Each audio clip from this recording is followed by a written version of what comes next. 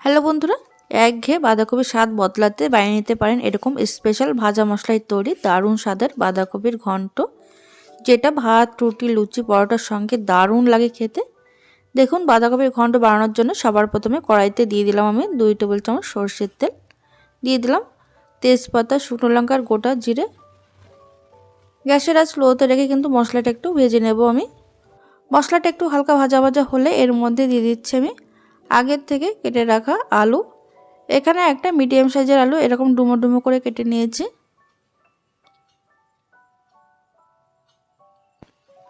গ্যাসের আঁচ মিডিয়ামে রেখে কিন্তু আলুগুলো আমি 1 মিনিট একটু ভেজে নিচ্ছি। 1 মিনিট ভেজে নেওয়ার পর এবার এর মধ্যে দিয়ে দেবো আমি হাফ চা চামচ মতো আদা বাটা।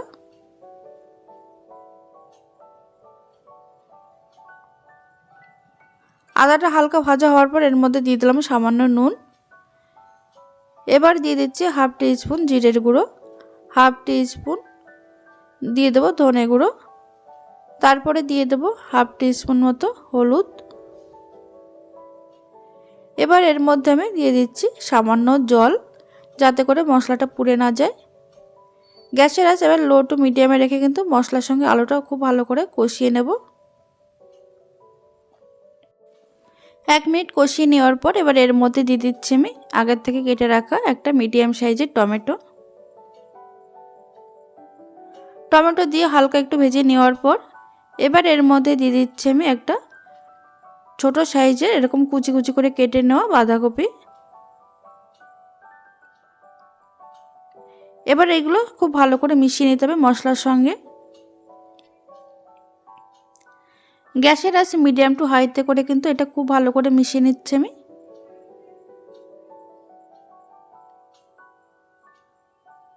দেখুন, ভালো করে মিশিয়ে নেওয়ার পর এবার উপর থেকে দিয়ে দিচ্ছি আমি চেরা কাঁচা লঙ্কা 5-6টা, তবে ঝাল আপনারা আপনাদের স্বাদ অনুযায়ী দিতে পারেন এখানে।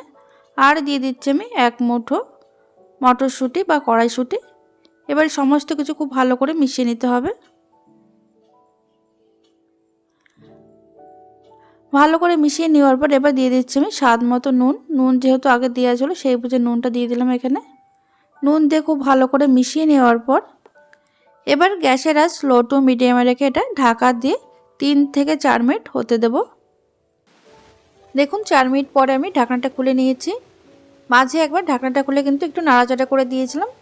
এবার ঢাকনাটা খুলে কিন্তু গ্যাসের আঁচ লো টু মিডিয়ামে রেখে কিন্তু এটা 3 থেকে 4 মিনিট কিন্তু আরও কিছুক্ষণ রান্না করে নিতে হবে। এতে করে আস্তে আস্তে কালারটা খুব সুন্দর চেঞ্জ হবে। আর অন্যদিকে দেখুন, আমি একটা স্পেশাল মশলা রেডি করছি। এবার এই ফ্রাই প্যানের মধ্যে দিয়ে দিচ্ছি আমি 1 চা চামচ ধনে, হাফ চা চামচ গোটা জিরে। এবার দিয়ে দিচ্ছি গোটা গরম মশলা, এলাচ, লবঙ্গ আর দারচিনি। গ্যাসের আঁচ লোতে রেখে কিন্তু মশলাটা আমি ভেজে নিচ্ছি। মশলাটা যেন পুড়ে না যায় সেটা কিন্তু খেয়াল রাখবেন, না হলে কিন্তু স্বাদটাই নষ্ট হয়ে যাবে। লো আঁচে মশলাটা কিছুক্ষণ ভেজে নেওয়ার পর এর কালারটা যখন পুরোপুরি চেঞ্জ হয়ে যাবে, সুন্দর গন্ধ বের হবে, তখন এর মধ্যে দিয়ে দিতে হবে 1 চামচ পোস্ত। পোস্ত দেওয়ার পর গ্যাসের আঁচ অফ করে দিতে হবে। তারপরে কিন্তু এইভাবে 10 থেকে 15 সেকেন্ড একটু নাড়াচাড়া করে ভেজে নেব। এতে করে খুব সুন্দর একটা কালার চলে আসবে আর গন্ধটা বেশ ভালো হবে। দেখুন, এটা ভাজা হয়ে গেছে।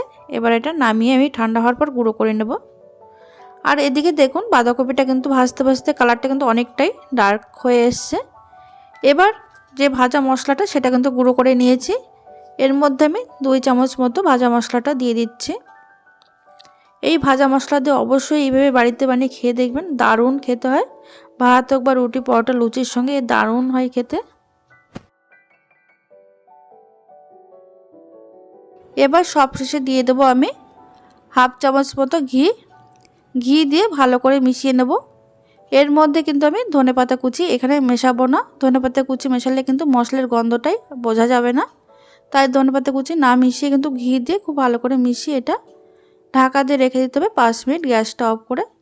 তাহলে কিন্তু একদম রেডি হয়ে যাবে দারুণ স্বাদের বাঁধাকপির এই ঘন্ট। ভিডিওটি ভালো লাগলে লাইক, কমেন্ট, শেয়ার করতে ভুলবেন।